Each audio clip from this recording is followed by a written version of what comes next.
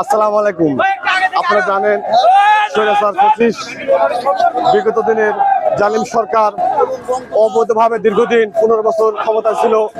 তার ধারাবাহিকতায় আপনার গত 5ই আগস্ট 2024 এই দিনে সকাল 9টায় আমরা বনপাড়া শহর যুবদল, ছাত্রদল, স্বেচ্ছাসেবক দল একত্রে বনপাড়া শহর বিএনপি সাবেক যুগ্ম আহ্বায়ক এবিএম ইকবাল হোসেন রাজু ভাইয়ের নেতৃত্বে এবং নাটোর জেলা যুব দলের নেতৃত্বে আমরা একটি শান্তিপূর্ণ কর্মসূচি আমাদের থাকে।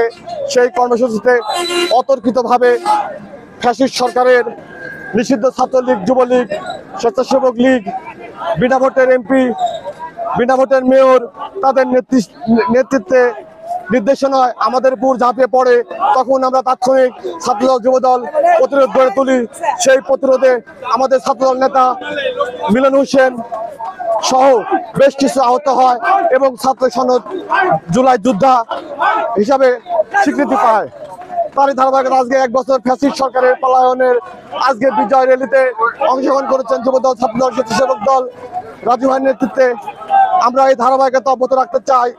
আগামী দিনে কোনো জালিম সরকার, ফ্যাসিস্ট সরকার যাতে বাংলার মাটিতে আর জন্ম না হয়।